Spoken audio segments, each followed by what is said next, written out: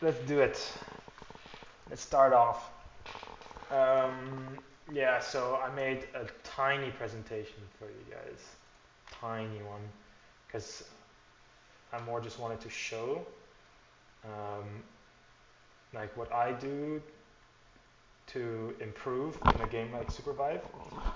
But I also wanted to, lecture a little bit about, the basic principles of learning and how you can actually learn and like scientifically how it works. But not too much deep. There won't be a test at the end, okay? Or maybe there will. Okay, so I have this for you guys. Boom. One sec, I'm recording it, so I have to change my OBS setting. There we go. Now that should work. Okay, in the meanwhile, Biruf, can you just like tell me if there's like questions that happen? Because I can't see Yeah, them at the moment. yeah. Okay, how to improve fast. So, the thing about improving in Supervive or in anything really, it's about learning, right? So, it's about, so let's obviously talk about Supervive.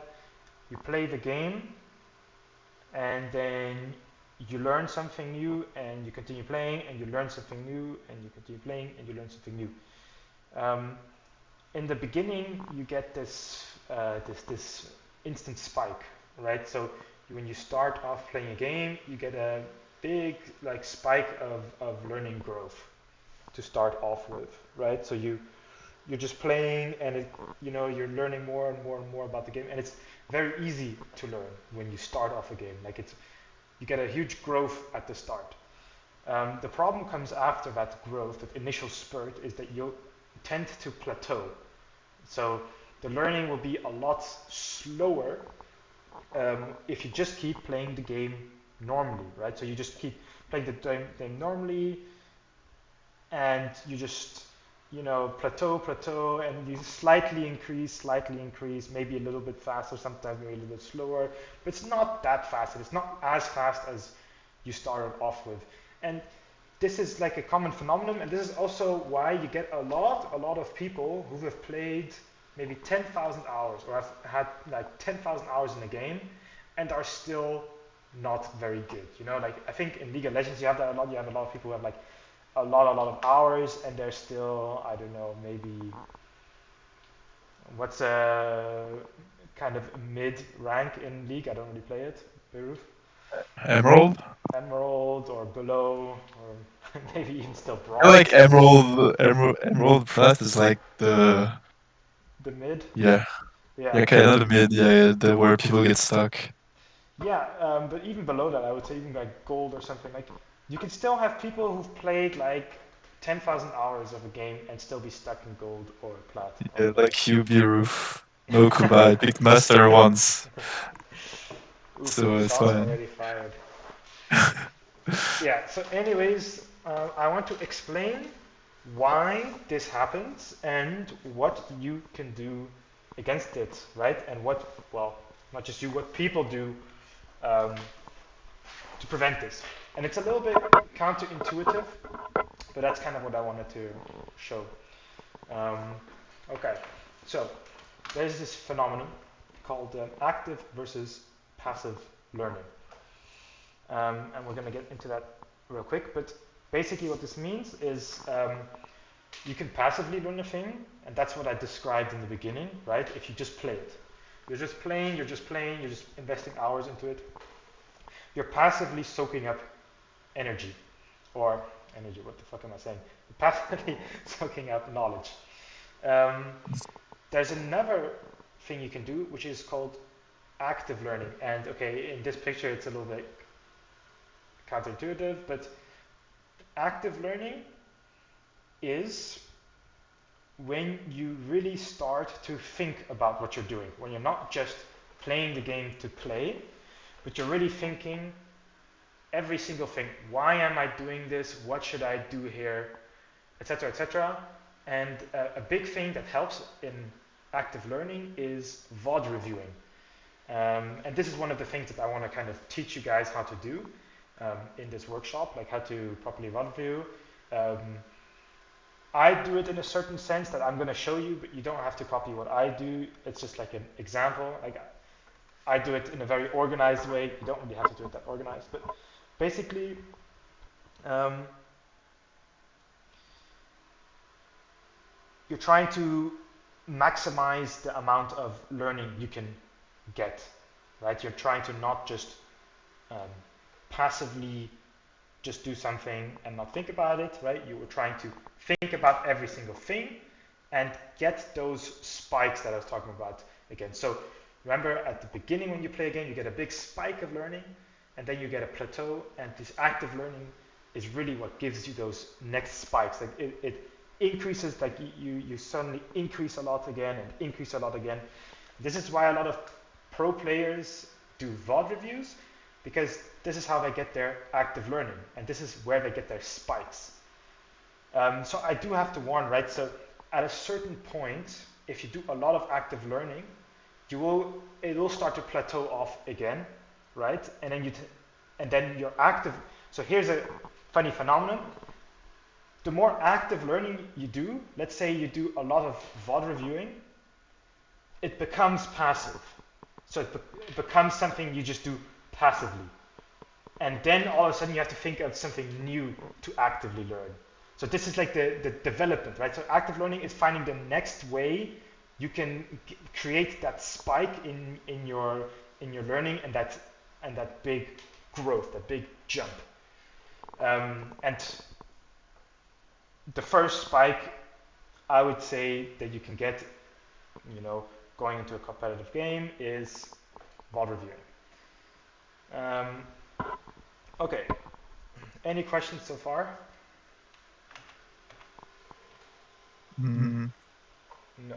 I can't see any in the chat, so Then let's continue. Passive learning. So I've written down a couple of things about passive learning, about how I see it, right? So it's very slow. You don't consume a lot of energy, right? So you can do it for a long time. I mean, most of you guys know that you can grind a ranked game for 3 hours straight, right? And it's very easy to do. And you'll feel maybe a little bit drained, but you feel like you can still do it, etc., etc. It's very inefficient, right? And I mean, I think a lot of you guys have this, have probably sensed this, where you're just grinding out ranked and you feel like you're not playing that well anymore. Now this is what I really want to teach, right? Because when you're played so much that you're feeling like you're not playing good anymore, that's really when you cannot actively learn anymore. That's when your brain said, hey, this is too much energy now, I'm just going to passively do it. So you're literally just running on not thinking, right? You're running on pure reaction, pure muscle memory, basically. So an important thing that I like to say to improve a game, it's not about spending 3 hours grinding ranked. It's about spending 1 hour where you're energized and you're motivated, and spending that 1 hour actively learning, right? So instead of just playing the game for 3 hours or 4 hours, saying, okay, this is the only way I can get better, it is at the start, right? So at the start, if you're learning a new character or something, just grinding them on ranked or whatever, easy peasy, that's at the start. That's the first spike, right? But after that first spike, you cannot just do that anymore. You can't just go on ranked and grind or whatever. That still won't let you improve that much faster. Then you really need to start thinking about your learning much more efficiently, right? Instead of saying, hey, I'm going to grind now for 4 hours and be tired after 2 hours. No, you got to think, okay, I'm going to play 1 or 2 games right now, and then I'm going to review those 1 or 2 games, and that's it. So that'll take like 1 or 2 hours, and then I'm going to eat something, chill, do something else, and then tomorrow I can do it again. Like you're giving your body that rest it needs, well, you're giving your brain that rest it needs to be able to learn again the next day. And I mean, one of the biggest way we learn is through sleeping. So if you just have the concentrated, if you really engage your brain into what I can, into what could I have done better, how can I do stuff better here, it'll keep thinking about that. And if you give your brain the rest it needs, it'll automatically, through sleep, you will get better and better and better. So that's one of the main things. So now we get into active learning, right? So active learning costs a lot more energy, like I said, right? Like it's very intense on your brain. You really need to start thinking. And it's very hard to get into, right? Because you have to do a lot of external stuff. It's not just queuing up the next ranking. No, it's looking at the VOD, making notes on your VOD, seeing what could I have done here, what could I have done here, etc., etc., etc.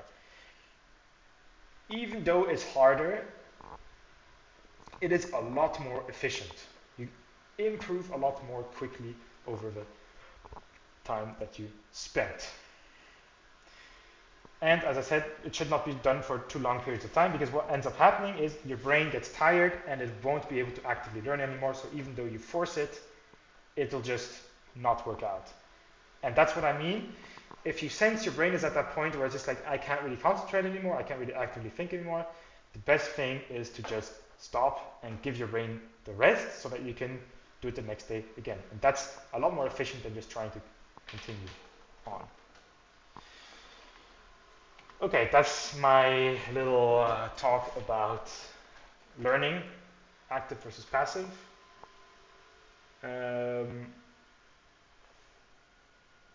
Let's see if anybody has anything more to say about that. Blink, what did you think about that? And also, you, Beowulf, what did you think about that? I see Blink is typing. Um, yeah. That's not really a thing I really think about when I try to improve, but I mean indirectly maybe, but yeah. Yeah. I Indirectly. think I just do it. Yeah. I just do it like naturally. It's not really a thing I'm Because you're like. competitive, right? Yeah. Yeah, I mean, uh, like I want to just, this is the theory about learning, right? It's not, so some people, a lot of people, if you're competitive enough, you'll just do this automatically, right? But this is just like the kind of the theory behind what happens in the brain, right? Just to give you an idea. Like the question to you, Biruf, does this make sense? Yeah, it does. Exactly. I mean, when I started the game, I was garbage. I was like facing like Tom Cake and other crazy players. And I was like compromised F, playing like garbage, dying every game. Mhm. And then I was like, how do I get better? And then one game I got matched with Tom, I think. But I didn't know that guy at the time. I didn't know who he was. And my friend told me, oh, you're on his stream. He's playing ranked, he's like rank one. And then I went to check his stream. And every day I checked and like, damn, this guy is good and he's playing KP. So I started playing KP. And ever since I've been I was able to go legend because I've been watching all his stream every day and shit. So yeah, indirectly by just watching and trying to learn, you just improve and get better by just Yeah. So you're like if I kept playing Zeph without watching any other players, like any streamers, I wouldn't have improved that fast because I would still do the same mistakes over and over. exactly. I wouldn't be like, oh, he's doing this in this situation. Oh, he's doing So this. that's called active learning, right? So you were looking at the VODs of other streamers. So that's another thing, right? So I'm talking here about reviewing your own VOD, but obviously you can also actively learn by looking at other streamers. I mean, a lot of people do this. Yeah, this is another thing. A lot of competitive players, like myself included, Beruf included, what we do is we go on other people's streams and we analyze what they're doing, right, in certain situations, and being like, what would I have done here, right? How does he, why does he do certain things, and would I do the same, etc., etc. That's actively learning. You're actively using your brain to figure out the answer to this problem. You see? And when you do this actively, your brain gets used to it, right? Your brain is able to process this information a lot quicker. Like, hey, this situation, Tom Cake did this, and I should try doing this on my hunter. And then next time you're in that situation in ranked, you might not immediately do it, but then you'd be like, oh shit, that was one of those situations where I could have done this. And then the next time after that, you're like, oh wait, now is the situation I can do this. And then the next time after that, and eventually you can do it automatically, right? Like this thing that you were never able to do because you started with actively looking for a solution for it, it has become your, natural reaction to stuff. I think it's a good point as well, saying watching streams on its own isn't active. Yeah, exactly. That's what I was trying to say, right? So watching streams is not active on its own, but what a lot of people do, a lot of competitive players, what they do, well, I can tell you from my experience, what I do is I look, and if there's a situation I don't understand, I take a clip of it and I go through it in slow motion and I try to understand why the streamer did that certain thing, right? And that's active learning because you're looking at it and you're seeing what would I have done, etc., etc. Right? So that would be active learning instead of just looking at the stream, right? Active learning is asking yourself questions, basically. Like, I don't understand this. Why don't I understand this? What would I have done in this situation? Boom, boom, boom. Okay, another thing that I wanted to say about this, it's very hard at the start to actively learn because you're like, there's so much stuff, right? And you're like, I don't know how to do this, and there's so much stuff I have to do.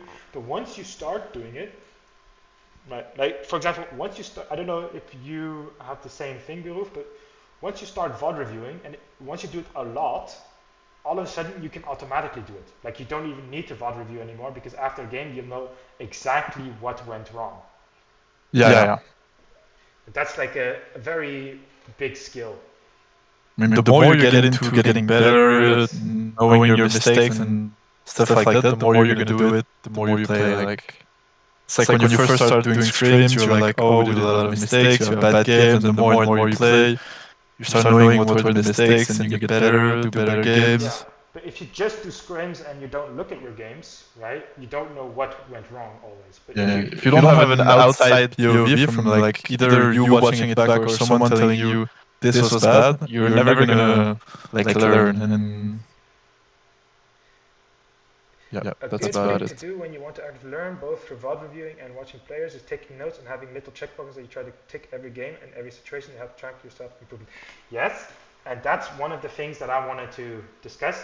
So I have my way. I like to VOD review, and you have your way, and everybody has their own way that they'll see works best for them. And the only way you're gonna figure out is by trying it out, right? So everybody has their own way, but taking notes is a common thing. I think taking notes you should do either way, right? You should either way. You should you should look at your VOD and be like, what could I have done better here, here, and here? Because the moment you take a note about it, the moment it's imprinted in your brain, just by typing it out, it's imprinted in your brain and it's active in there, if you know what I mean. Okay, so let's go through some of the VOD reviews. Well, one of the VOD reviews, how I VOD review, right? I'm just giving my way as an example and I'll post it, and then you can take it if you want, you cannot take it, you can do your completely other thing. That's all fine, right? And some people will recognize this. Blink, I think you'll recognize this. Boom. Here we go. Okay, a lot of colors, right? What does this mean? Okay. What I have split here is G1 means game 1, G2, game 2, G3, game 3, etc., etc. 6 games that I've played on a scrim and on this day, I think it was with Blink and Meep. I have split. So, first of all, I've split between the games, and for each game, I have noted down the mistakes that I saw during the VOD review. So I VOD reviewed it myself. Maybe I even VOD reviewed it afterwards with Blink and Meep. But during the time that I VOD reviewed, I check what are the mistakes that I notice. I write down the mistakes. Then I write down, are they small, medium, or big mistakes? Like how big is that mistake, right? N, S, or B. And then I organize the mistakes by color here, what type of mistake it is, so that I can see what are the recurrent mistakes and what do I have to concentrate on, right? What do I have to actively concentrate on in-game next time? In this case, it was my comms, right? I have 4 comms mistakes among these games. Let's go through some of these examples. Not together when taking Night 1 boss from TRF. TRF is another team, and we were trying to take the Night 1 boss away from them, and apparently in this case we were not together. Indecisiveness and how to get out of academy. This is a general thing I noticed, but I only noticed this from VOD reviewing. When in these situations, right, I tend to get indecisive, or my team tended to get pretty indecisive about macro decisions to make, right? Like we just said, oh, we could do this, and then it takes too long, and then it's the opportunity is over, right? And because of this, I was able to be a lot better of a shot caller, a lot better at taking decisions quickly. So because of all this, knowing this, this was a common theme. Nowadays, I know I used to be indecisive, so I know I will,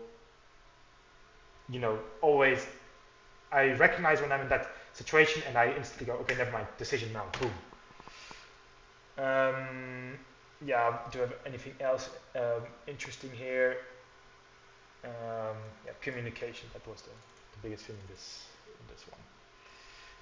Okay, so this is what I did at the start when I was starting to VOD review, right? I made lots of documents like this. I mean, we can take a look actually. Okay, I don't know why I can't go back. Okay, whatever. But I have a bunch of documents like this that are organized like this. Some are organized better, some are organized worse, right? Some might just have like one line of text or something, and I didn't review all the games.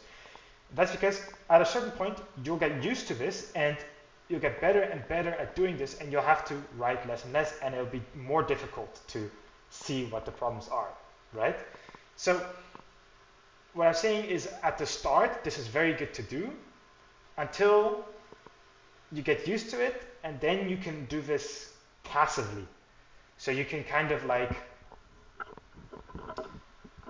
passively think to yourself, okay, what could I have done here, here, and here better? And then you don't need to do it all the time.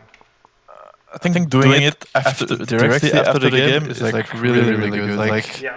Especially after a losing game. Like most of the teams or player, I mean, not everyone, but I know a lot of them that whenever they die, they're like saying, oh, we died, too bad, unlucky, then they like go on their phone or do something else. Yeah. They waited 15 minutes, go into the other game without like knowing what happened, what went wrong, and then they die again.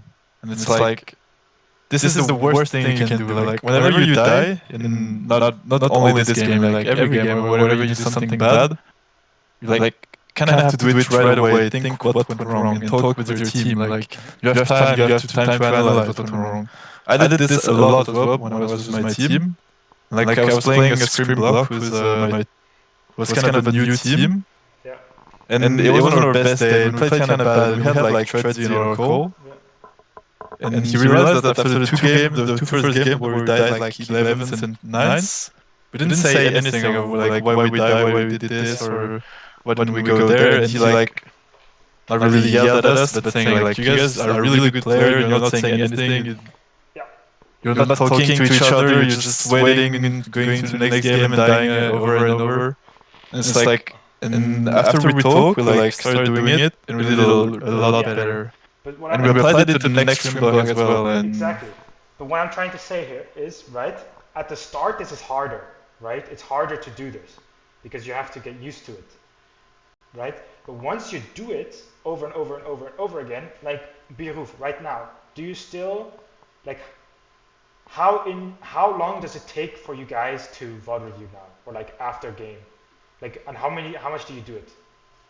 Like, Uh, would you say it's less than at the start when you guys were doing yeah, it? it's a lot less. Yeah, Exactly, and that's what I mean. we barely do it because we know, Exactly, like, we kind of know what's going on now. exactly, and that's what I'm trying to allude to here is this might like what I'm showing you guys here.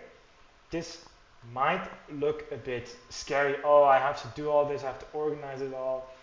Yada yada yada. Um, but once you get used to it, you don't have to do it as much anymore. And that's the interesting thing that I told you about. Your active learning becomes your passive learning. Because you do it so much, right? Because you VOD review so much, you can passively do it after the game. Be like, oh, I did this wrong, I did this wrong, I did this wrong. You can see it, right? What is Orlando Can I saying? ban Orlando's? Don't you have some hint because I have a teammate that play off and punch him into the head? I don't know who he's talking about, not me. Of course not. But what I'm trying to say here is at that point, for example, Biruf, for him to have active learning on his VOD reviews, he couldn't do it on his own anymore because he's reached that limit and would need to get that spike of active learning would probably need an outside source. That's what Yeah, you need something different at some points. Exactly. It's like, and also when you VOD reviews, sometimes teams are gonna say like, okay, you stream and we are gonna watch your POV. Yeah. And it's good sometimes to have as well 2 or 3 POVs because you can see like what's happening on each side, and that's what we do with Orlando's. Like we both stream, and whenever we die, sometimes we go to my stream for seeing my POV, and he's like, "Oh, why didn't you help me here?" And then I can show him that, "Oh, I couldn't because of this," and then he shows his stream, and we say, "Oh, you were here at this point." So that's like really good to have everything, every different point of views. Exactly. But this is what I'm talking about. Your active learning becomes your passive learning, and then you need to find another way to actively learn.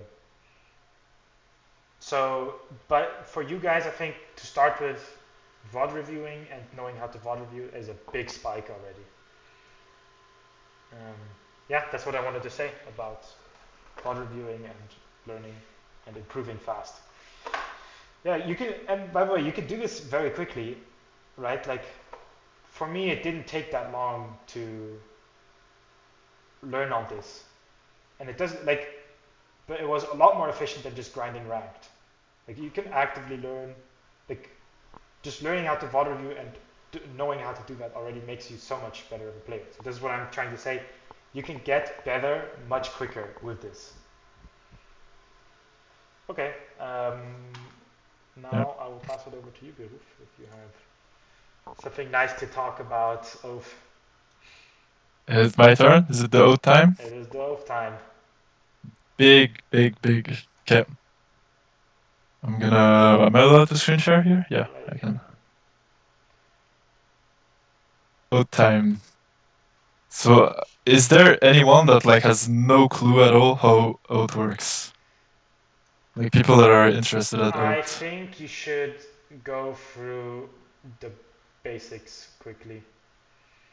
Yeah, I know Revel is clueless about oath and he needs a lot of coaching, I think but there's a lot of people who don't know how his shift reset thing works. Like yeah, yeah. So that's definitely one basic thing that you need to. Can you all see my screen, my game? Fuck you, Blake. I have seen. Yeah, okay. Compare my open rank to my open scrims, huh? Most people don't know how oath works. Yeah, yeah, that's the issue. That's why oath is OP. Okay, oath is supposed to be a tank, but it's not really a tank because it has a lot of movements. It has a lot of HP, healing, shield damage. He can do everything basically. If you play oath just like for him to be a shield or a tank, you get it all wrong because he can do much more than that. You gotta be as much on the support side than on the like assassin side. because you can legit one-shot people while being able to like fully cover your team. So the basics on Oath is like your shield is your strongest weapon. When your shield breaks, you're not a champion anymore and you die instantly. So that's like the most important thing on Oath. Then you have like your shield, your shift is classic, then you have your shield bash. And those two are the most important spells. So you go shift max, because shift max, hitting an enemy with dash, you refund cooldown for your shield bash. And your shield bash is your most important ability on Oath. This allows you to take no damage on your shield whenever someone shoots at you. Like when it's a mid ultimate, when it's any ultimate, you can just shield bash. Wait, It should I blocks get all the into your? damage. Should I go into your game? Oh yeah, maybe yeah. It could be so people can realize how OP it is when someone shoots at you. Yeah, Do I have you as a friend? you better. Right, I have to get off the beta patch.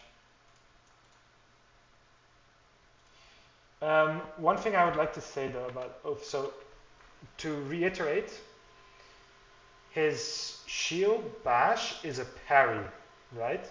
So any ability that goes in will get blocked and you take no damage, except for AoE abilities.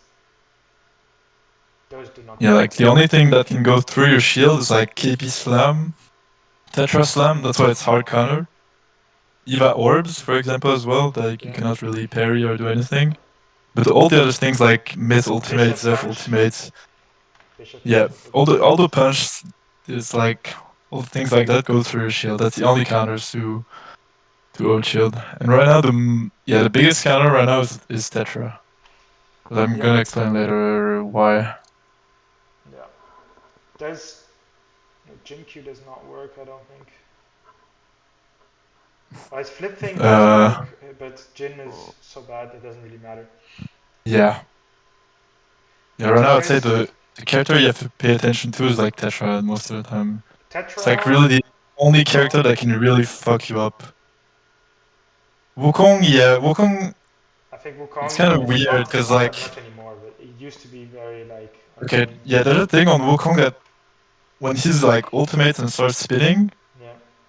people on Oath will want to like try to shield and block the damage, but you have to take the damage on Oath. Like here, it's kind of it's not like natural to do it, but you have to like take damage as Oath rather than taking it on your shield because this shit does way too much damage, and your shield is gonna break instant.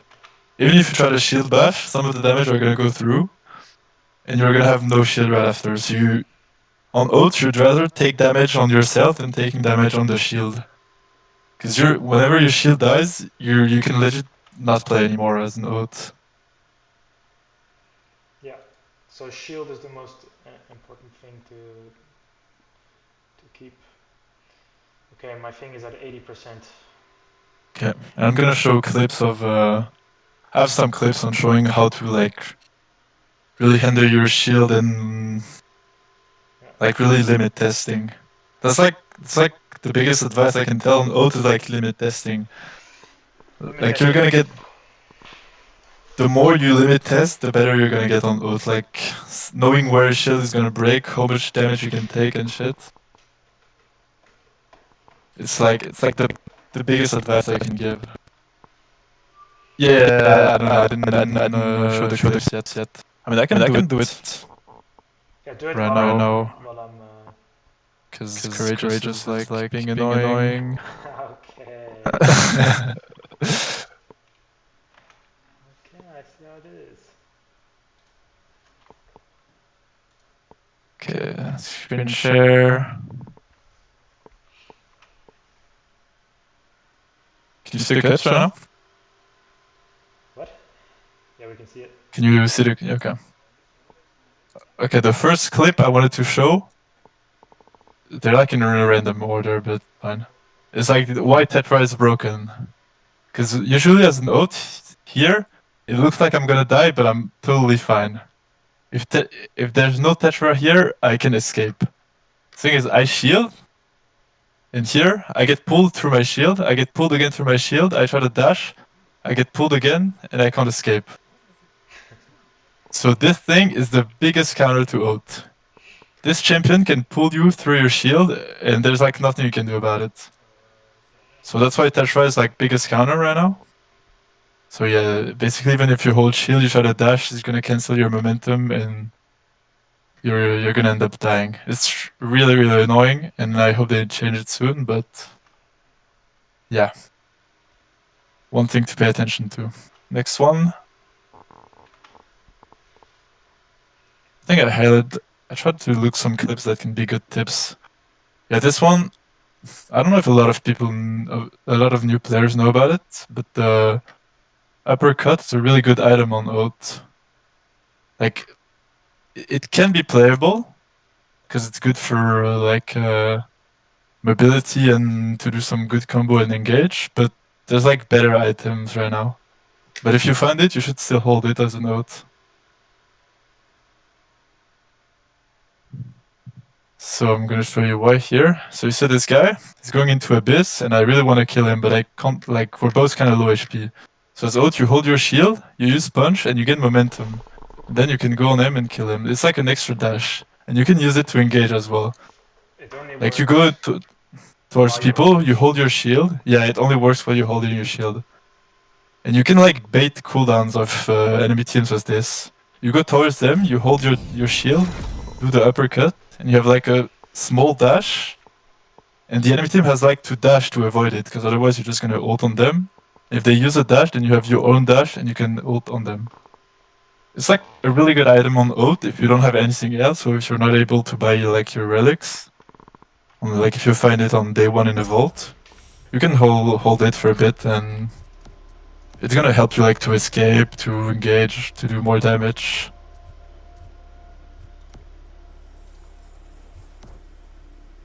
Okay, Next one, oh, you're here? Okay.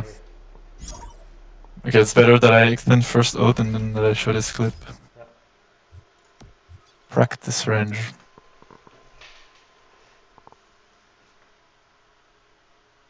Okay, am I streaming the game again?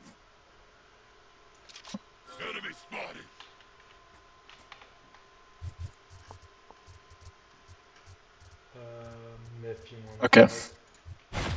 So, A blessing. Thank you. yeah, basically, you get shot at mid-ultimate. See, if I hold it once, look. My shield takes half HP. If he shoots again,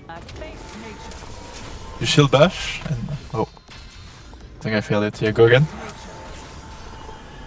See, shield bash, it didn't take damage. The only thing you gotta pay attention is you gotta shield bash like a bit before.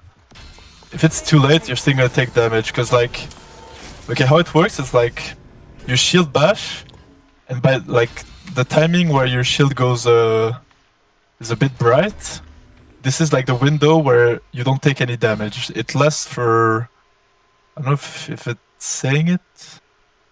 No, there's no indicator on the timing, but when you do this timing, when the shield goes like multiply, this is the window where your shield doesn't take any damage. Like, it's not just one spell that it blocks like everything during that time. So if a ghost shoots at you, you do this, all the damage during this time, they're gonna get blocked as well. Yeah, so everything is blocked there. But that's not the only reason why it's so strong. There's an enemy here. Because, so Beruf, if you dash and then do it. Yeah. The thing that is no one knows because they don't say it anywhere. It's like when you dash and then you get shot in your shield. Look, I have my dash again now. You just look at his dash cooldown, right? Look at his Here dash it's cooldown. 8 seconds, I get shot at. Boom, I get it. 1 second. So I can dash again. your dash cooldown resets or decreases by the amount of damage you block. So it scales with the amount of damage you block. Yeah, So, and people don't know about this because no one, like, it's not and it's said in the game. And it's not just the shield bash, right? So if you dash, Yeah, whenever you take damage, it's like whenever you take damage on your shield, it reduces the cooldown. So here I have my dash again. So it's not just the shield bash. And that's why I'm saying when I said, like, when I wanted to do this workshop, that's what I meant by I'm gonna teach you how to play against Oath as well, because people don't know about this, but when they shoot at Oath, they're just giving him free dash reset. Yeah. So like when I face Strike in game, I'm just going at the like I'm dashing. The Strike is like, oh, I'm gonna shoot at him. Boom, block, dash again, block, dash again. Yeah. And like she's just giving me free dash reset, and she's just helping me. She's not killing me. So the biggest thing you can do on Oath with level. So why is Shift Max so good on Oath, right? Okay, show them Beruf, show them the dash in shield bash. So you while you're dashing, you shield bash. You This see one, that? I have Yes. shield bash again. And so Yeah. look at that. He has shield bash again. He's used dash, right? So And that's basically how you engage on Oath. yeah, You shift shield bash again, yeah. So do it. For and that for allows you so it's to. easier to see. See this? And now I didn't he hit gets- you. So Yeah, this- I didn't. You didn't hit. Okay. You see that? I didn't hit you. Okay, here. But yeah, basically that's how it helps you to like go in, go out. That's why you go shift max, Yeah. because you can go in, go out. We're getting Because somewhere. look, if I'm a strike and I'm shooting, right? What He do can you? reset his shield bash by just dashing at you. You see that? And then his shift also resets because he's blocking damage. And then he resets his shield bash, etc., etc. So one works with the other. So you're dashing to reset your shield bash, and your shield bash, you know, parry increases the amount of damage your shield can take. So you decrease the cooldown of your shift, Yeah. and you can just infinitely do it. That's how. Eyes on What I'm trying to say is basically when you see me in game, just let me go, you won't catch me. Except for if you're No, but like yeah, like so that's why on Oath basically you are allowed to dash in, because that's why I'm saying the character has a lot of mobility, because it can have a dash like all the time, and basically you can go in, dash, shield bash, block the damage, then you have your dash again, then you have your shield bash again, dash again, and you're allowed to limit test a lot. Like you are allowed to just dash in into 5 enemies or more, because you can just shield Yeah, and then go out again. exactly. And that's basically what you do on Oath. You bait cooldowns with your first shift, you wait with shield bash, you have another shift, then you can go again at them, and that's how you gotta play around it. But most of the time on Oath, you don't want to just hold your shield all the time and just be. You don't want to be a wall. Like your shield is your kind of last resource. Like the only reason you're gonna hold your shield is when you have shield bash. Or when you're gonna die, because obviously if you're like 1 HP, you want your shield to break instead of you dying. But Yeah. most of the time you don't hold your shield unless you have shield bash. Because you use the shield bash to like block abilities, get another dash, and prevents you from dying. And on Oath, you'd rather take damage on you than on your shield. Because like when you don't have shield bash and there's like mid ultimate, you want to take the damage on yourself. You can just heal. You have a heal on Oath, and you gotta use it sometimes. Even though people can forget about using it, you can use it and you have so much HP that you don't need to take damage on the shield. Even if you're like mid HP, sometimes you'd rather take the mid on you rather than on your shield. Unless Because you have teammates behind you that you're protecting for, right? yeah. Well, like it depends on the situation. If really it's a situation where you get a like block for yourself or for your team, you'd rather have your shield breaking. But for example, if I don't have shield bash, look the damage I take on my shield. Like it almost breaks. And it's the same with your LMB. Like Look how much I'm gonna wait for my shield. Just by not blocking, see, and not heal. See, that's nothing. Like and you don't want to block this. Yeah. And do LMB. Just an LMB on miss. See the damage I take? 3 mid LMB, my shield's broken. And now just do LMB at me. You see, this is 0 damage. You can take like 10 of them. But your shield breaks in 3 arrows, so yeah. That's why I'm saying you only block when you have like shield bash. Beruf, what do you want to block? What do you mean, Kuba? This is gonna be, yeah, this is recorded. I hope the recording works. Okay, there's a lot. Well, you said that you don't want to block the R from myth. So what do you want to block? You do want to block it when you have shield bash or when you have teammates behind you. That's like the only reason you're gonna block it is if your teammate's gonna take damage or if you have shield bash to get another dash reset. But that's about it. Like here, if he has shield bash, he'll use it, right? And you can Yeah. react to it. Like, look how easy it is to But react. But let me just like shoot. Like, don't have the shield out. Like, just look how quickly he can react to Face me. nature. I see an enemy. You see that?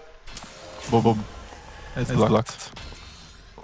But yeah, what I'm saying is like, if it's just you don't have your shield bash, you're like more than mid HP, you can just take the arrow. Like, it's not gonna do much to you. But yeah, if you have teammates behind you, they're gonna take a lot more damage because they're not as tanky as you. So absolutely you want to block for them. Yeah. But again, it's like you have to play to adapt and try to test how you're gonna play around it. Yeah. But that's basically how you handle your shield out. There is a lot more tech on Oath that we can also go through, but I think we go through the simple things first. Like, I think another important thing is how to use LMBs and the bread and butter combos, and how to use ult. And then I wanted to also, I'll show you guys afterwards, Oath pod racing. Not a lot of Oaths do this, but you can go very fast on Oath. Yeah, I have clips of this as well. That's what I wanted to show. I have a lot of clips with the different texts. There's a lot of text and Oath to go like, increase the distance you get with dash, right?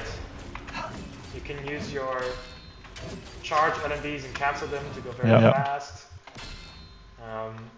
Okay, but with the LMB basically on ult, long range, like this, just for your hammer, because that's the most damage you're gonna do. I'm going to Whenever you're against terrain, against a wall, or when you have to protect your team, charge LMB. Yeah, I'm going to say one thing about this. LMB, okay, what does more damage? This or this? Well, the answer is very simple. This does more damage. And this is why Oath is so strong close range, because his LMB goes out and goes in and hits you both times. And if you're very close to, like if you're far with Oath, this takes a long time, right? Yeah, it takes a long time, right, to come back. But if you're very close, you can just spam it like this, and this does a fuck ton of damage, right? And this is why he's very good close range, because you can just spam your LMB like this. Did the practice crash? Hello? Yeah, are you still here? Did the practice crash? Yeah, I guess so. You have to reset it. GG. So Oath LMB charges utility, not a normal attack. Yeah, like the situation where you want to use like your charge LMB is whenever you're like against the wall or something, because you're gonna like do more damage because you're gonna stun the guy on the wall. Yeah, we'll show you. Or when someone is close range, you want to escape, you can do it as well. But if you want maximum damage, don't do charge LMB. Yeah, charge LMB is just for. Okay, there's certain situations. I left the game. Fuck. Oh, you glitched me out. I went back to the. Okay, I gotta restart game. I fucked up. Oh, good. Yeah, so strongest thing, what you can do as Oath is go close range and spam LMBs, because that shit does so much damage. And that's why, he's very strong close ranged. Yeah, and I think the next thing we should show is basically when to charge your LMB. Because there are situations where you do charge LMB, but they're very specific. Like you don't charge it, you don't always charge it, but you have to know when you should charge LMB and when you shouldn't. Yeah, basically someone close range or next to a wall, charge LMB, otherwise it's when you do the one-shot combo on loot. I'm gonna show you how.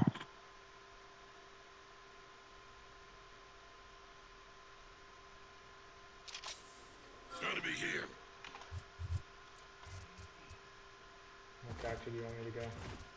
Squishy.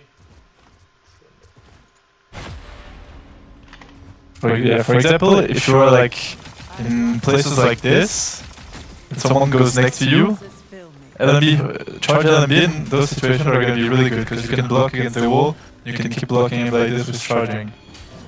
This is the reason that it's good, but sometimes, because when you do this like this and people go left, right, you know, you cannot always hit them like with the first one, but not the second one sometimes. But that's why this one here, put your wall and you just block the guy like this and you keep charging and you do good damage. So Like when it's wide open, someone that is close range to you, you're doing the charge LMB, like it's not as good. You can just charge and do more damage like this, it's gonna be a lot better usually. So show them the one-shot combo too. So now the trick on ult to do a lot of damage, that's what people do to like one-shot someone, it's... Oh, I failed it, nice. Nice feature. This is this one. Like this is how you do the most damage input on ult. You? And wait, if I show you with items as well? Yeah. So I want to say, so charge LMB. I see an enemy. Okay, first do one. Yeah, you see that? Boom, mid HP, like this. Yeah. And it's because we're same level. But sometimes we're not always max level like this. And yeah, the damage is like kind of strong. Yeah. So. Oh yeah, I don't even have my grips as well, yeah. I need Guide my way. There's an enemy here. this.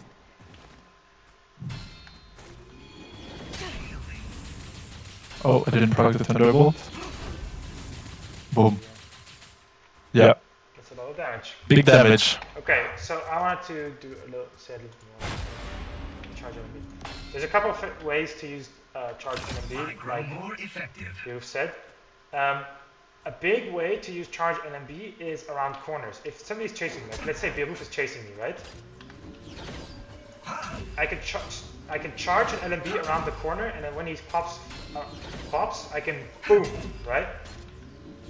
I can hit him with unexpected. Situation wide open, if you go like this at someone, Yeah, you're gonna get fucked, like, yeah. this is bad, it's not gonna work, and you're slowed when you hold LMB, so like, it's not gonna be good for you.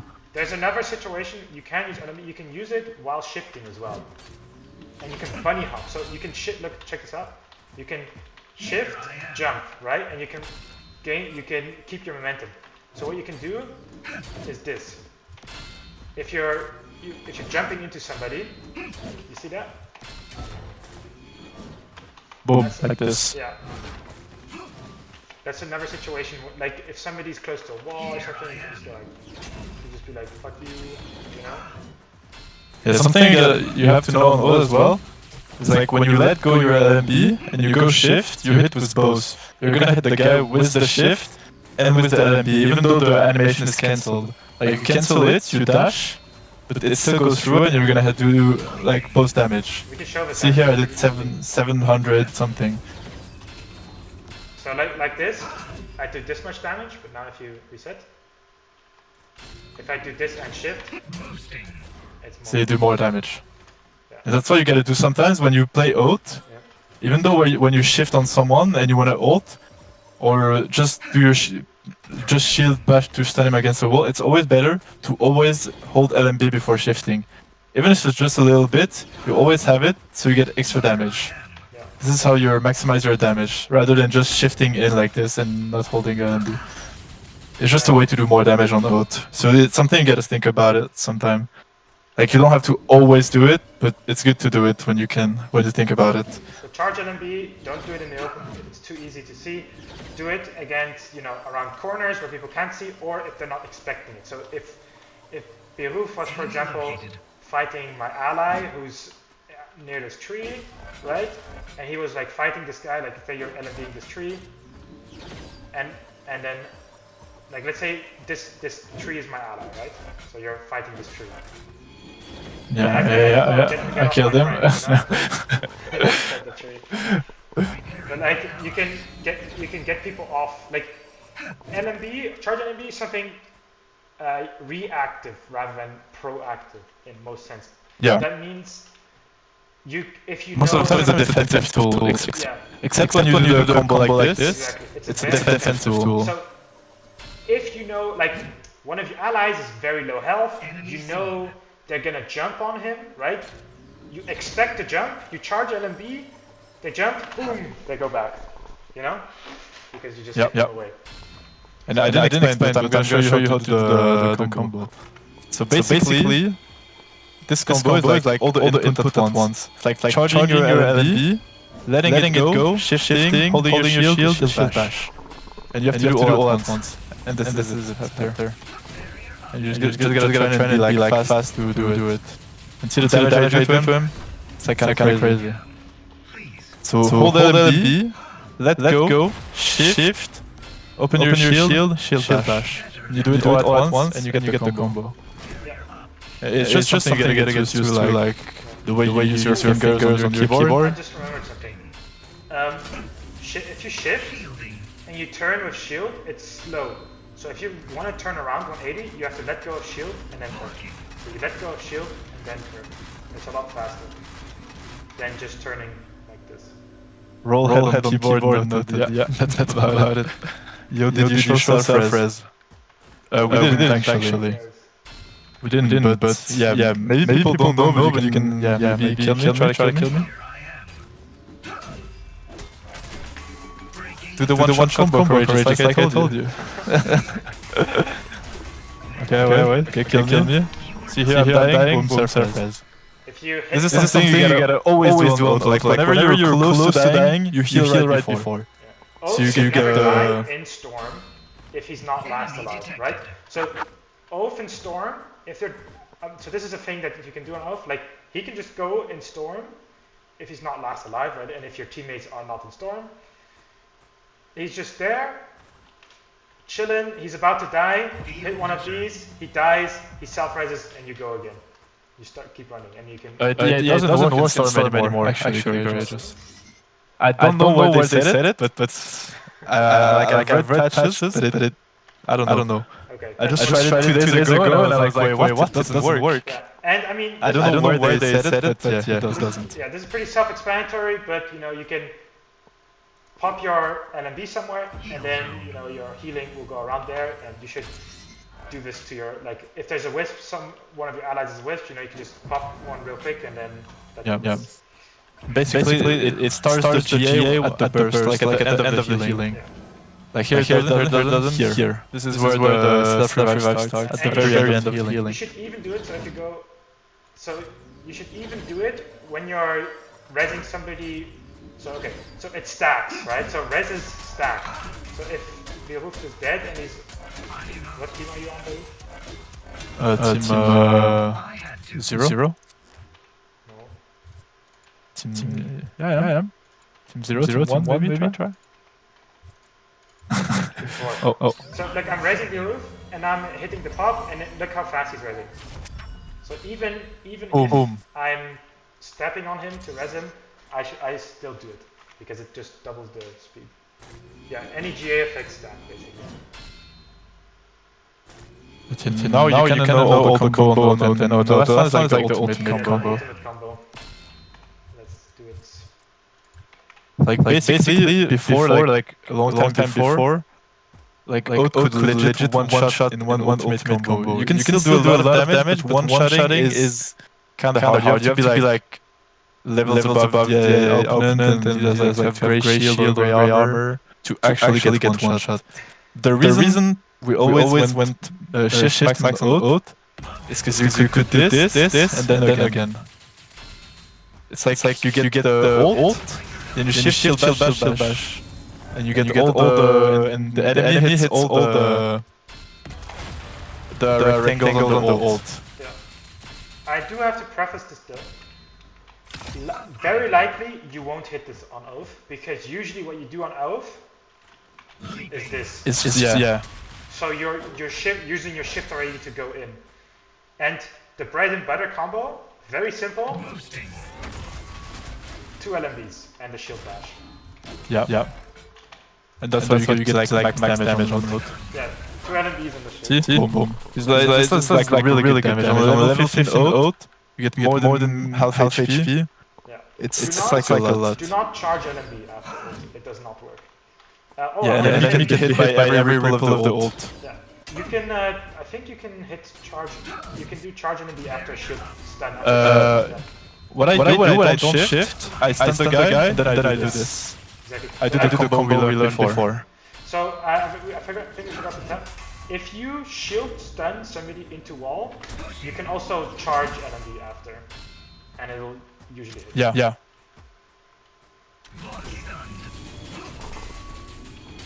Boom, boom. Yeah, against walls like this, you always shield bash and use charge LMB. Yeah. This is where you get the most damage. And then after you can of course do normal LMB and shit. Exactly. But to get the extra stun duration, that's good. And yeah, on the ult, that's about it. There's gonna be like a very few situations where you can actually ult without using your shift before.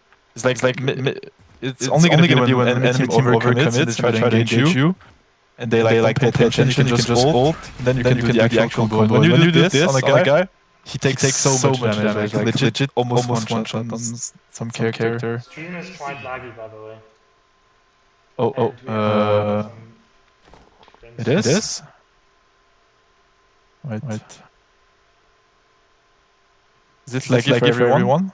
Maybe I can restart stream. Oh, no, it's not laggy for everyone. It's alright, 3 out of 10. Is it better now? Did it change anything? Why can I not share my screen?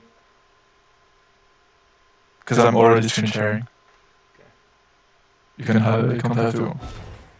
Okay, now I'm gonna go about for the items, like item-wise. Wait. Before we do that, there were some things in the chat. So Mary Yeah. have you spoke about where the ult dunk hitbox is?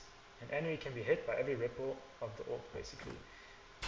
And enemy spotted. yeah. Surely it's forced to go Squid then over Sword of Seven Suns. We'll talk about the item. Okay, first I'm gonna answer. I'm gonna answer Samir. Yeah. Basically, you can dunk on ult. I don't know if a lot of everyone knows. Maybe everyone knows, but the hitbox is the impact of your hammer. This is where you can dunk someone. Look, this is not one. So this doesn't dunk. So ulting over Abyss is kind of bad because look at this. This is not hit. If I glide, yeah, but look how little it does. Like, say you're coming to me. So he can just glide under it, and the ult will not do anything. So you see that? Ult is kind of useless. Yeah, it doesn't do anything. Sometimes it's good because people will glide, but most of the time you don't want to ult over Abyss. Looks like the stun hitbox does hit this one. The what? The stun hitbox. So yeah, you get stunned, but so okay, ult has 2 hitboxes. If you look at the ult, right? Like I'm gonna look at me both on the stream just to show them. Huh? Look at maybe. Oh yeah. And okay, check this out. Okay, I'm gonna ult. There's a central hitbox and there's around it. You see the little thunderbolt in the middle. See the thunderbolt in the middle? This one? That stuns, and everything around it just does damage. So Bill, get out of the. I can't see. There we go. So okay, so stand still. Look, this will stun him. You see, he didn't hit by the. It will only slow him. But in the middle, he will get stunned. I get stunned. And that's also the dunk hitbox. This middle thing is the dunk hitbox. Yeah. And like, if you go over Abyss, like, if the guy is like here, it won't dunk him. He has to be like around the impact of your hammer. Yeah, and it has, to be the center. It has to be that central. Yeah. It has to be the stun hitbox. See here, I'm dunked. Obviously, I'm full HP, so I don't get dunked, but yeah. Far away as well. So if I hit him, you see that? See here, I'm still stunned. But sometimes when you ult over Abyss, people won't know and they're gonna glide into, because this goes like it's kind of late, and they kind of panic because they don't know when it's gonna hit. Yeah. They don't really realize, and sometimes they will glide here and get spiked. Because sometimes people think, oh, it's just ult ultimate, he failed, it's on Abyss. He's gonna glide, boom, dead. But knowing where the stun hitbox is very important. And this skin is broken, yeah, because you can't really see. My skin is kind of broken. Because, yeah, over Abyss, it's like, you don't always see it. Yes, dunk hitbox is that. Very good. Dunk hitbox, you mean that? Yeah, yeah. That's the hitbox of the dunk. Yeah. Bad visible on skin. Exactly. Yeah. Do you want to go? Yeah, also what Orlando said, you can reflect the stun hitbox with Air Blast. There's kind of cringe that it works like this, but yeah, you can. Let me try it. I didn't even know that. Alright, go. Oh, no. That did actually work. That's crazy.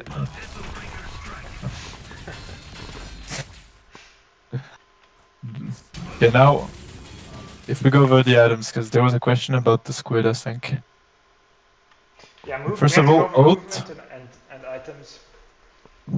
Oath is like, since run out tank is a bit bad, I mean, you can go either tank or damage on Oath. Right now, I go damage on in ranked and in scrims. Maybe I'm gonna try tank eventually, but I think damage is like the best right now. Because before, you had the Essence Reaper, before it was nerfed, and it was like this item on Oath, because you were stacking too much HP, you had too much damage because of it. Now, since you can only buy Relic day 2, and they nerfed the stacking, it's like not worth it to take it. Like it takes you so long to get like 200 extra HP. So you don't really build this anymore. If you want to go tank, what I recommend is going Greenwood Grass, because you get extra HP and mana is always good on Oath. And Burning Palm. That's the build I go when I play tank. I get those two, so I get a bit of the extra damage with Burning Palm. And then I get extra HP and extra mana with this. And then when I go item, I go GA and the Gravitas Squid. Is it worth That's it? like the day one Essence Reaper. yeah. If you get it day one, you definitely take it. I take it whenever I say day one, because you can start stacking a lot earlier, and then it's worth it because you can get like 100 extra HP before day two sometimes. But that's the only reason you take it. If you get it before the night, like by opening a vault or finding it somewhere, you can hold it for the game. It's good. But other than that, you want to go Guardian Angel and grab the squid. Guardian Angel is really good because you get like the touch of life whenever you're next to an ally. Like the healing you get is really good. And then you get as well the wisp on the revive on the wisp. When you combat it with your Q as well, it's like really good to revive your team. And that's the way you play a bit like more of a support way. And then you go the grab the squid, Touch of help life. with engage. Enemy It's like really good to this like the squid is good on Oath because you can like bait people's cooldown without using your shift sometimes. We have to. And you can also do the combo like we saw earlier. You can do it with the squid. Like this work. You can hold it and then do this. Squid is a very specific thing. I am stunned. Let's see. Can I stream? Wait, no, I won't. How do I do this best? So squid. Yeah, we did sim. Make time convert. Yeah. Okay. So squid is. If I go on the sim there. So we all know how squid works, right? If you use it, you go and then you get boosted there. The thing on Oath is you can cancel, so you can get more momentum with releasing your charge LMV. And you can go... See how far I go? Boom, boom. So what I like to do is, I'd like to do this on my allies, right? Over Abyss, this is very, yeah. So you have, it's not the easiest because you have to angle it, right? So if you just hit the pillar, right? So if you just do straight on to the pillar, you know, you just go into the pillar. So you have to do it. Yeah, you be on the side a bit. Yeah. You see what he's doing? Right, so come back. Then they do the... You can do, to make it even easier, you can grab allies, right? And then do it. Because they won't get hit by, they don't have a hitbox, right? You can just go through them. So that's another thing you can do, right? That's why Squid is good on oat. And that's why you play it when you play kind of support oat. It's not really support oat, it's like more of a mobility, engage, disengage build. Yeah. But it's really good like go in to escape, to bait abilities. Because you can do everything while like grabbing. You can hold your LB and do this, do the combo. You can just do it to get momentum and then ult. You can do a lot of things. And it was really good before when the gravity would still root the enemy. Because the guy would stand still, you could just do the combo for free and ult for free after. But what? Now that it doesn't ground anymore, it's not as good as before. It's more of a mobility tool than an engage tool. Yeah, like Tio was always aim Terran if you can freeze CD. But yeah, that's what I go when I do like kinda control playstyle. I got this build, like this, not this, the mana one. Yeah, like this. Because you get good HP, you still have good damage because you have Burning Palm and that's basic damage. But with this you can escape for free, you can engage, you can revive your team, you get more healings. So yeah, that's more like the support way to play him. But since I showed you with the combo, Oat has like way too much damage for a tank. And when you go this build, it's like nuclear one-shot Oat. Because you do too much damage. You get extra ability with this. Burning Palm is always good for extra damage. The sword is a broken item. Like almost every character builds the sword. And you don't really care about the dash haste on Oat, because as we saw, you can get your dash back with like taking damage on your shield. Oh, my shield bug. Okay, yeah. So yeah, you don't really care about the dash haste. And also when you build this, I usually go this boots because you have plus 10. And sometimes when I don't forget, I build this. So here is 10, 5, that's 15. Boom, this one is cancelled. But it's not really anything you care about. It's just sometimes when you don't have when you're escaping, you can't always take damage on your shield, so it's good to have the reduce dash CD, but yeah. And then Thunderbolt for like the extra damage you get through your combo. When you build like this, like Oat has too much damage. Like I'm still kind of tanky because I have 3.5k HP. Because this is like base stats on Oat, so I'm like really tanky. But I just do too much damage. So the whole And it's yeah. I once Beruf is done with his explanation of the items, I will go over the movement, all the movement tech on Oath. But yeah, I mean that's pretty much about it in the build. That's what it just depends on your playstyle. If you really want to do a lot of damage and you're like I'd say this build is better if you already know how to play Oath like really well. because your shield is very easy to break, and you're really Yeah. test that. Yeah, we didn't mention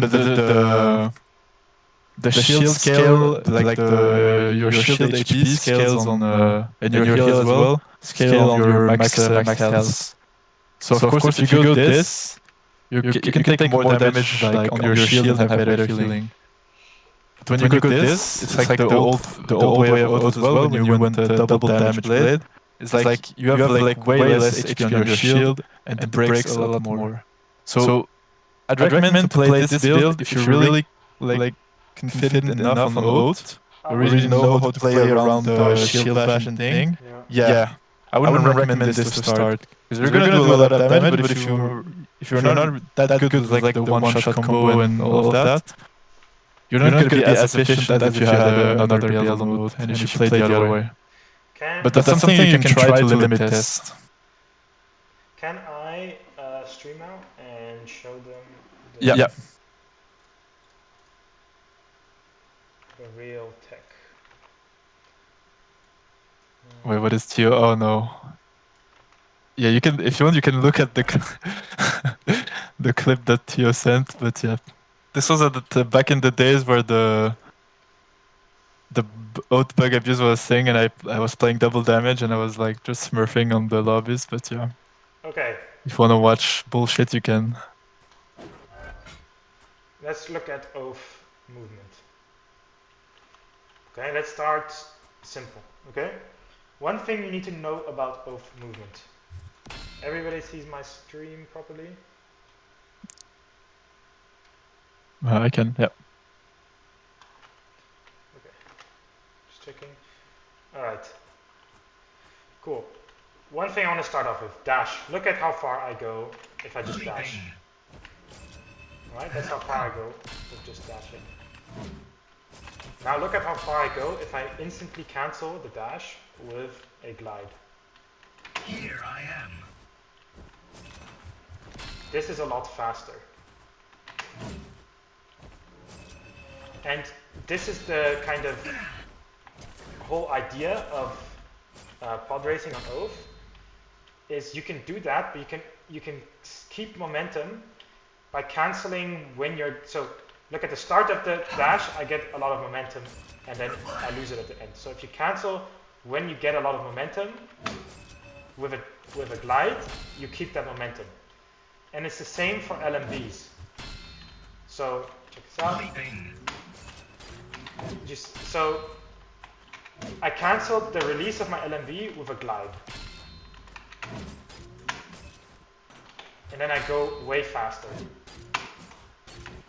I think this is easier to see if you do the normal thing beside me. I'm also going to go, one thing that's very good on Oath is glider booster, because he can abuse this a lot. Like he can. Didn't they remove the glider tech? It's only on OTLMB? Yeah, it is, kinda. Is it only on Oath? The glide the glide momentum that you could get before, it's kind of for Oath only. Yeah.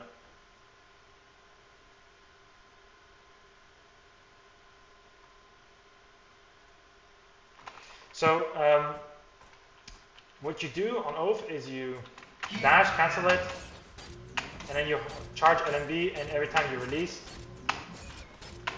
actually that's pretty bad, but whatever. Every time you release, you glide, and then you keep that momentum, and that's how you go much further. And this works depending on the momentum you have. So let's say you do it with like the grabby, you're gonna go way faster, like this, yeah. Look how fast it's going now. Here I am. The faster you go, the better is the... Yeah, so I slow down. After a while, it's not really that good anymore. Whatever. But if you start off, right? So let's say I don't do that. I go like this, right? See how long it takes me to get there? But if I do the glide tech now, so I grabby.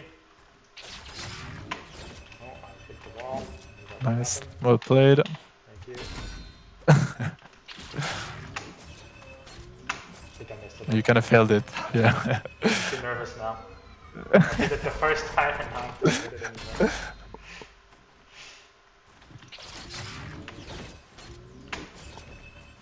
There I kind of did it. But it's like, it's a lot faster. Sleeping. It's just the momentum you gotta release, like... Just something you gotta think about. Whenever you have momentum, it's like the same when you go through wind rings as well.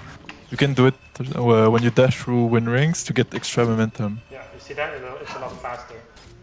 And that's why on Oath, like no one can ever catch up to you. Like with this, when you shift and do the glider tech, you're like much faster than anyone. And even if they catch up, you can use your shield to refound your dash city.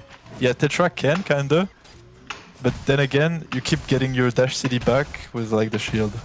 Even though Tetra can pull you back and catch up to you, yeah, most of the time you can chase people and escape anyone. Here I am. Most of the time. Yeah. Especially if you have grappling hook, you should always be able to escape. Yeah. Yeah, whenever you have grappling hook, you cannot die. You can never die by like someone catching up to you. You're always gonna be faster than them if you manage well your dash cooldown on Oath and the glider tech. So basically, if you're going fast, you can maintain some of that speed by doing not fully charged enemies. You don't need it fully charged. A little bit charged. Yeah, it's like half charge. It's just something you gotta get used to. Yeah, Just it's go into fun. practice and test it. It's like a timing you gotta get, and once you get it, you can. It's really not You that hard. cannot release, like you can't, this is me releasing too, like this is me gliding too fast, right? That doesn't work. This is me gliding too late.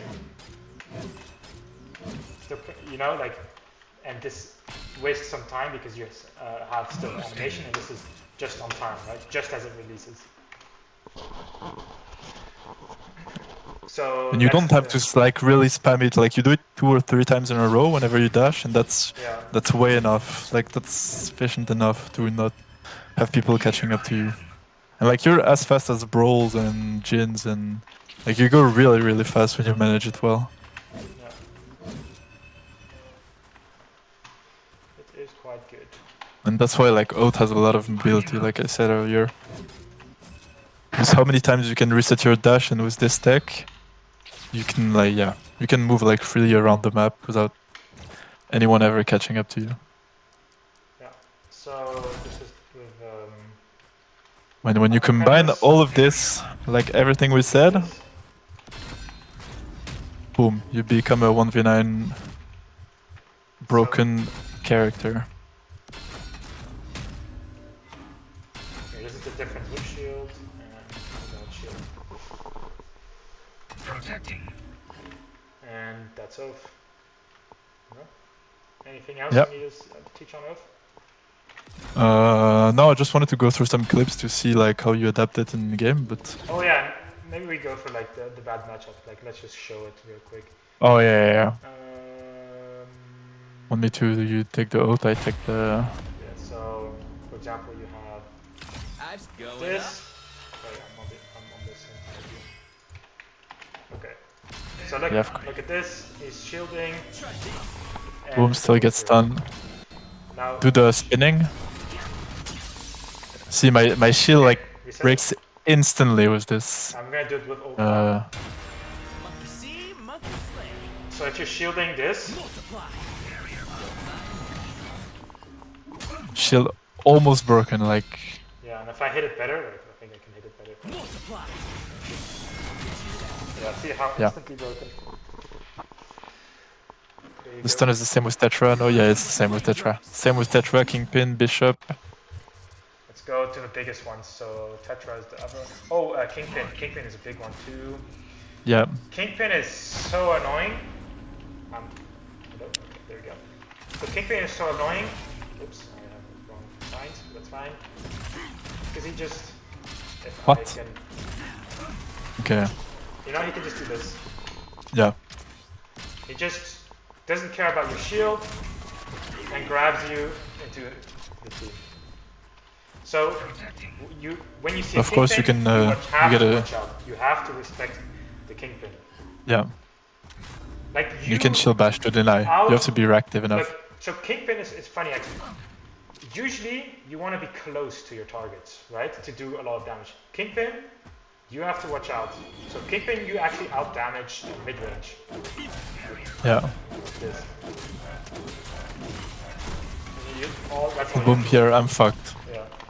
If I don't react to this with the shield bash like this, or with the dash, you're fucked. And even do the basic combo with the stun ult.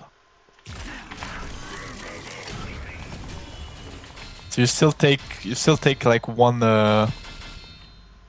wave of Right, KP did they ultimate. change this? Right, can you still... Okay, if I grab... Let's see if they change this.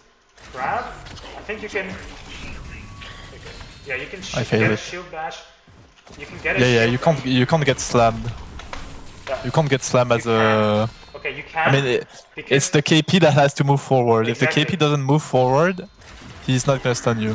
But if you move forward, you can. Yeah, the KP. I didn't shield bash if the here, KP but is yeah. not watching out, which a lot of KPs don't. Like, look, I have to use a shift there, so I cancel it. Look. But if I do it, you know, it's like a 50-50. Either they shield bash you, and if they shield bash you, the KP has to dash, right? He has to dash then, and if they don't, then he has to just stun. You need to have both your dashes up to hit the stun. I think you only need one, because you need to counter, because the way that any bash works in this game, if you bash me, Reloof, Oh yeah, well, sorry. you can cancel the backwards if you time it right. You see that? You can cancel the backwards momentum Yeah. with your forwards momentum. Any bit of forward momentum is fine. And yeah, then so KP is one champion you gotta pay attention to sometimes. You need to be on a certain height to stun his KP, or does it work regardless? What do you mean by that? Stun is the same with Tetra? Yes. Tetra is very annoying because Tetra can just if I go off, then I mean Tetra usually has grabby as well, and they can just grabby shield and just boom. And then whenever you engage as well, go try to engage on melee. Yeah. Like with the ult, you can just block the. Wait, what? It switched in. Whenever you see like an ult trying to engage, you can just put a wall and it cancels everything. Yeah. And then boom, you're fucked. You're close range shoot Tetra and you just die. Boom, boom. Also, wait, if you go off for a second. Where is Tetra? If you're holding shield, right, so oaths will sometimes just be holding shield like this, but you can just mess it up here. Yeah. This is just possible. Yeah, and I can't do anything. I can't shield bash. I can't. Yeah. It's the same thing on KP actually. You can, if you, And yeah, right, and then you screwed. you need to be fast enough to like dash whenever you see something like this. Yeah. Then you can maybe escape, but yeah. It's like all those matchups with this champion that can like stun you through your shield. That's the only thing you gotta be careful One with. minute thing, right, hold shield. You're same. Whoops. Completely missed that. There you go. Boom, same get thing punched through here. your shield. What's another one? First, this thing, right, shield. This goes through shield. And Celeste ult does not go through shield, so a thing you can do. oh fuck. Fast, fast, fast. Ah. So a thing you can do is you don't have to block it the whole time. You can just Yeah. you can. You take some damage on your shield, but Like, it's usually what not I that do much. is I just chill in the ult and then I just parry Yeah. right at the end. Go like this, boom, shield bash, and then you block Yeah. her. And then boom. Easy kill. Easy kill. Bibo you can counter whenever he cars into you, just shield bash, it Oh cancels. yes, we need to explain that. So Eva also go through that. Okay, Yeah. there are some that work really weird. There's two that will shield. It's Felix is one of them first. So look, Felix is ult. If you don't shield bash me, just hold shield. Yeah, yeah. It goes through like that. You see that? But fuck. if he shield bashes me, you see, I like turn into a turtle. I go super slow. That's because my forward momentum gets stopped by his. And the same goes for. Okay, this is one I actually really want to show. So Bibo. But you have to watch out. The hitbox is still there. Yeah. That's the only thing. That's the thing you gotta do, yeah. You do this, but then you have to just go like this around, so Because you don't if get you don't caught shield in bash, the... just shield. Look, this just goes through. So you have to shield bash it. Big tech. Oh, one thing I totally forgot to say on Oath, a very, very important thing is you can just, is holding your, because your shield stops people from, people can't move through your shield. So you can, like in a small area, like come here, for example. And then when people are fighting in the vaults Like- and shit, like you you can- just block them. Yeah, exactly. You can block them. Like you can put a nuke here, and then you can just stand outside here, and just like I can't go through this, except for if I have some way to jump over you, right? Like you can just hold people in an area. You can, and this is a really cool thing about Oath, right? If your team is there, you can just bash it into your team and force them into your team with your shield, because you just cut off them where they can move to. Just let off the R as Bibo. Oh yeah, you're right. If you can, as Bibo, if you let go of the ultimate, go on Bibo.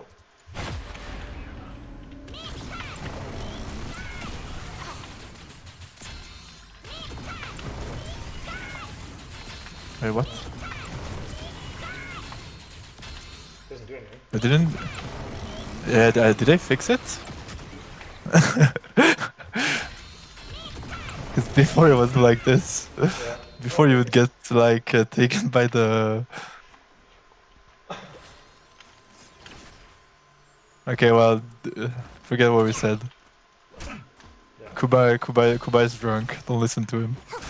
A good thing about shield as well, it stops on knockback. So like in the people matchup, you can just shield this, right? You can shield the LMD and it doesn't do anything. Yeah. And you win any melee matchup, like against Brawl, against Bibo, you win 100%. Exactly. You win it all. Okay, and against Jewel, look what happens if I try to shift through. Very I don't even have to shield. To shield bash, you can just not go through. So Jewel just does nothing. Like you'll see a lot of Jewels that shoot yeah, and basically. and it's just like good Jewels into. And Oath, yeah, basically cancels anyone. But there are like matchup as well, like Ghost. Ghost is kind of annoying. Like Ghost and Mids can be annoying for Oath because the damage on the shield is like it does a lot. Like when you go Ghost, Courageous, and just hit my shield.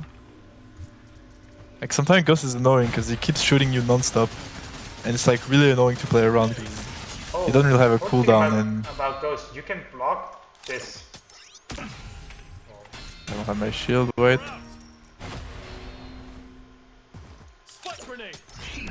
But see there, you have to watch out. See how the roof turns slowly. You have to turn Boom. first and then do it. Yeah. Grenade. And it Yeah. helps you.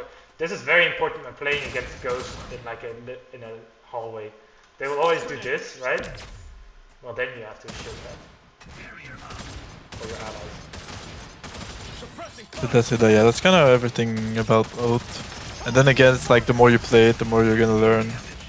But that's it. Yeah, the most important thing is always having an eye on your shield HP. Because I know a lot of Oath players don't watch their shield health bar, and then it's just broken, and then they die because they didn't pay attention. Okay, does the shield take extra damage from armor shred? I don't think so. Well, it does because Dragon Breath increases your damage anyway, but it doesn't. No extra from armor shred, I'm pretty sure. Enemy spotted. Right? For example, champion like Shiv can stack their passive damage on your shield. Oh, yes. Shiv is really annoying. Same when you're against Shiv, you don't want to hold your shield because it's really bad. They just get perma dash reset and extra damage stacking. So whenever there's a Shiv, you just good luck, you dodge, and then boom. And what I do whenever I see a Shiv dashing at me, like when I see they dagger, they just go at me, I'm like, oh no, stop being annoying, you just push them far away like this. See, he's mid HP, far away, he's not gonna go back to you. Then you do this. Since Shiv has like such a low amount of HP, whenever you see a Shiv like dashing at you, trying to ult you, you don't want to just hold your shield, be like this, oh no, she's attacking me. You take damage and you go at her and you just push her like this. And see all the damage I do, and then he's like, ah, I have ult. That's how you play against Shiv. And that's how you play basically against most of the character. You don't want to hold your shield and just be like, oh, I'm shielding, I don't want to take damage, oh, look at me, boom. No, you wait for you before using your shield. You bait, you hold your LMB, boom, boom, you go like this, boom, boom. Then you see something, shield bash, boom. Have your shield back, boom, like this. Yeah. This goes over shield. This goes over shield. Yeah. It's mega useless. The shield blocks Saros orb, and can you block Saros RMB without refunding Saros mana? I don't know about this. Can you try Saros RMB? Yeah. Saros RMB? Oh yeah, you don't get mana. For your orb as well? Yeah, good stuff. Oh, whoopsie. Yeah, basically you can just... Any projectile you can block on Oath. can just make them disappear. Same for Zeph ultimate, for Shrike, for Ghost example. Laser. Shrike, for example, you can still, like, if you shield, you can still throw it behind. Yeah, you have to do it, yeah. It's the same with Zeph Nade. If you want to block Zeph Nade, you gotta be like... Yeah, It has to be in front of you. there's some Zeph players. You block Eva Q with Shield Bash. I'm not sure about Eva. I don't think you can. I think it still pulls you, but... Sick 'em, Argos. Also, why does Shiv get dashes, but Cyrus doesn't get mana? Yeah, I don't know. Okay, shield. Maybe as... oh yeah. Oh, well, I got a shield on the other side. Fuck. No, it Oh no, doesn't. this side maybe? Yeah. Yeah, no, you can't. No, you can't. Mine. Maybe on the other side? No, it doesn't. That just goes through entirely. You owe me. Yeah, Shiv's dagger sticks to the shield. Unless you shield bash it, I'm pretty sure. Can you go Shiv? Enemy in sight. Yeah, here sticks. Jump Can you try with me shield bashing it? Okay, it still sticks. going in.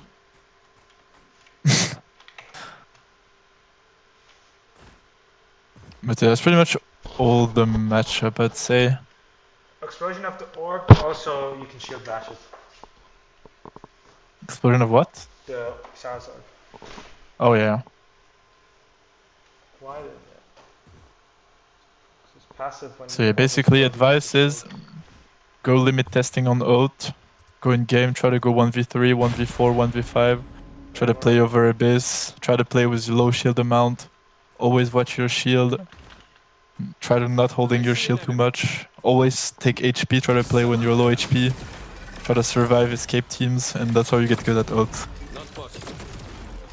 Can you test if Saros procs is passive when the orb explodes against a shield? Is this passive the ionizing one? It is, right? Wait, what is it? Oh. Oh wait, it does go through. Sorry. If I don't, Yeah, so you have to. if it like, explodes, yeah. that's hard to do. You can just shield bash it away, I think. Yeah. Never I've seen the orb, I see just boom. No orb, no problem. Yeah. Some vets would take that Oath over a good Shrike. Put Zeph Nade on top of shield. Oh yeah, we didn't show his Zeph. I showed it. Sorry. This is definitely just behind him, and if it's in front of him or on top of shield, that's what happens. I don't even have to shield bash as well. It's kind of crazy. So it doesn't really affect him. Yeah, So you have to just throw have to be... You have to throw it Yeah. like kind of behind over shield, right? So if you throw it on top of him and he shields, it doesn't really do anything. I swear the champion is not broken, guys. Don't believe what everyone says. Okay, can I show the clips now, Courageous? Yeah, go ahead. 'Kay. There you go. Okay, so now I'm gonna show like in game. It's not even like montage or flexing clips. It's just when Courageous asked me to do it, or when I was like, oh, maybe I can do one, I was trying to clip random stuff where I feel like, oh, this is good to see how I do it in game. Can you see? This is bugged. Don't pay attention to this. Okay. Okay, so here, see, I'm like getting chased, low HP. This is how you like manage on Oath to like escape and do like survive just in general. That's all. Like you're really good over Abyss as Oath. Full team there, Full team there, yeah. but look at that. He still survives. Look how fast he is. Yeah, also you have to manage your glide as well, but Yeah. With a grappling hook, it's like 10 times better. So you dash, boom, hold LMB, boom, you get extra momentum, And you're out. then you escape. Then I see another team, you dash, hold LMB, boom again, go like this. It is Boom, another enemy, I fail. to kill an oath. Then you do LMB, LMB, then you block like this, boom, you get your dash back. And yeah, that's pretty much how you handle your shift and over abyss and shit. Here's like another situation how to cover your team Yeah. that I clipped. Like see, oh here my ally die. Oh, I that's push back like this. So Oath can really hold a spot really well. Like he takes space Yeah. so well. See here my like here like some people would run away. You don't need to run away when it's like this. When you get an ally down, you don't run away. You try to help him. Because here, like I said, I do the combo. Boom. See mid HP on one guy. Then I go on my teammate. I start my healing. I block him. Now I know the GA is going through. He cancelled it, but you can push again. You wait cooldown. Then you have all MB, push again. Hammer back, start healing. Hold your shield, push again. That's how you play like kind of protective way around your team.